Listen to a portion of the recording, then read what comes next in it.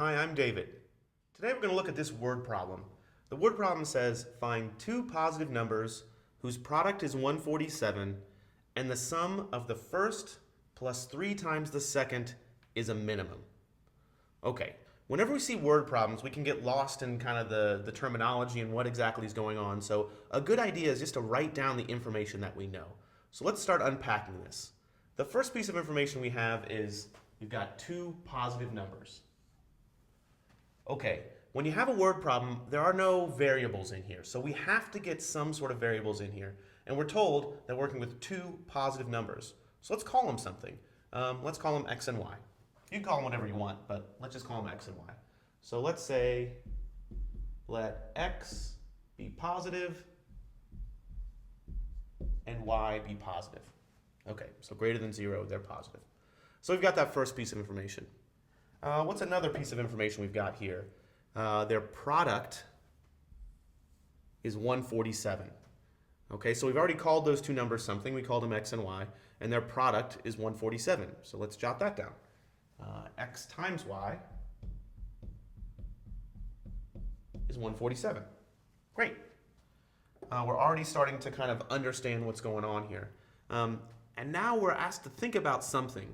The sum of the first plus 3 times the second.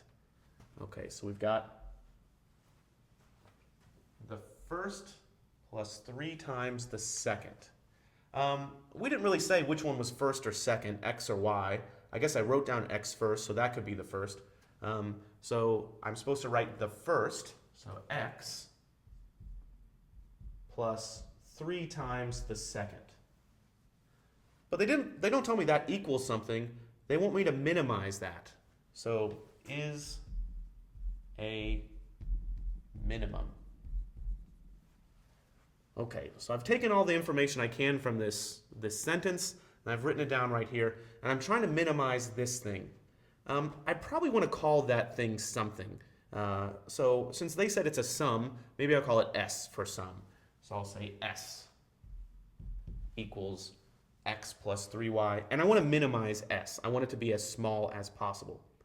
Well, I've got a lot of practice minimizing stuff from previous sections, but everything that I know how to minimize so far is in terms of one variable, and this is in terms of two variables, x and y. So it's probably a good idea to try to rewrite s in terms of just one variable, x or y. And one way to do that is to use the information we've been given, namely x times y equals 147. So let's use this green equation and rewrite it. Let's solve for, say, y. If I wanted to get y all by itself, I would divide both sides by x, and I'd get 147 over x. Well, now I can rewrite s as follows. S equals x plus 3 times, well, y is really 147 over x. So I'll just put that in there. 147 over x. Now I've got s in a form that only has one variable, and I know how to maximize and minimize equations that are of one variable. Let me simplify a little bit more. S equals x plus 3 times 147, that's 441 over x. So now I've got an equation that I want to minimize. Okay, well, how do I do that? I should find critical numbers and figure out where a max or a min might be.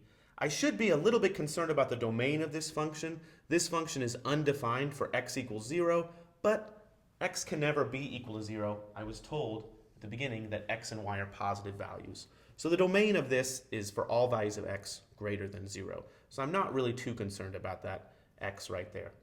Okay, so let's find some critical numbers. The first thing we've got to do is take the derivative. So I'll say s prime equals, well, the derivative of x is 1. That was the easy part. Plus. Now, 441 over x. I'm going to think about this right here. I'm going to rewrite that as just 441 times 1 over x. Or if you like, 441 times x to the negative 1. The 441, even though it's in the numerator, we don't have to use something like the quotient rule because it's just a constant multiple. So that 441, when I take the derivative, can just carry along. And then I need the derivative of 1 over x, or the derivative of x to the negative 1. Well, the derivative of x to the negative 1 is negative 1 x to the negative 2, or negative 1 over x squared. That's one that you're probably getting pretty comfortable with.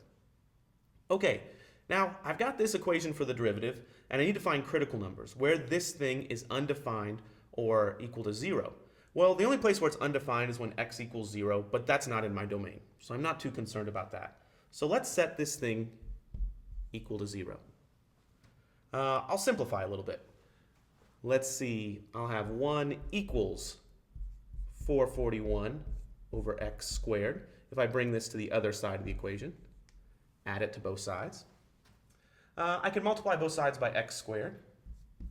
X squared equals 441. And then I can take the square root of both sides.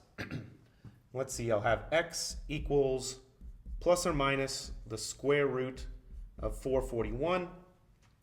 Luckily, 441 is one of those numbers that is a perfect square. This is plus or minus 21. Okay, so the two possible values for x are plus or minus 21.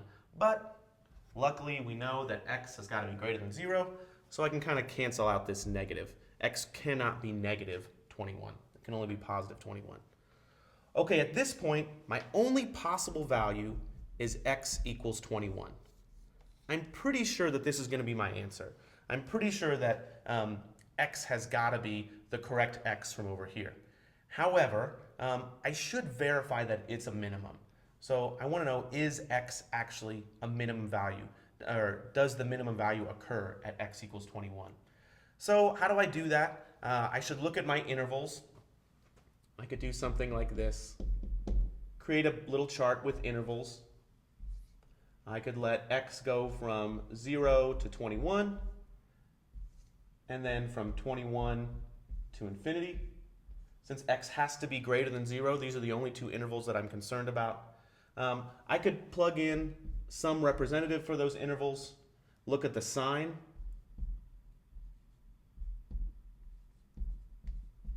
of the derivative, f prime of x, and then write my conclusion. Okay, well, a nice representative between 0 and 21 could be 1. A nice representative between 21 and infinity. Well, I'm going to want to plug into this derivative right here.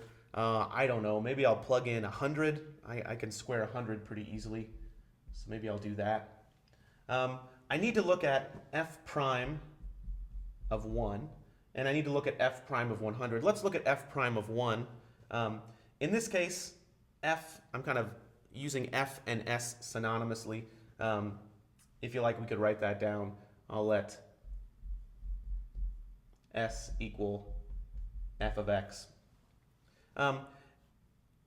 In this place, if I plug in a 1, I'll have 1 plus 441 over negative 1 over 1 squared. This is the same as 1 minus 441. That's a really big negative number, so this guy is less than 0. So f prime of 1 is less than 0. If I plug in 100, I'll have 1 plus 441 times negative 1 over 100 squared. Okay, 100 squared is 10000, 4 zeros in there. And if I divide 441 by 10000, this thing is going to be a lot less than 1. A lot less than 1. So it's 1 minus something less than 1 is greater than 0. So f prime of 100 is greater than 0. Okay, so if f prime is negative, then it's decreasing. If f prime is positive, then it's increasing. Since the function is decreasing, then increasing, this must be a minimum. So this is where a minimum occurs. Okay, so we verified that a minimum occurs at x equals 21. Now let's pause just for a second and make sure that we've actually answered the question. So we'll go back. Find two positive numbers. Oh, right away I can see I'm not quite finished. I found a positive number, but I haven't found both of them. So find two positive numbers whose product is 147, and the sum of the first plus 3 times the second is a minimum. Well, I know that I found x, but I still have to find y. So let's go back and do that. Which piece of information can I use to find y? Well, I know that x times y equals 147. And if I know that a minimum occurs at x equals 21, then I can figure out what y should be. So 21 times y has got to be 147. Or if you like, y equals 147 over 21. 147 over 21, you might plug this into a calculator, but it's not too hard to check that this is actually 7. Okay, so if x equals 21, y has got to equal 7. Now I've found both positive numbers, their product is 147, and I know that the minimum of this s, x plus 3y, happens when x equals 21 and y equals 7. Thanks for watching.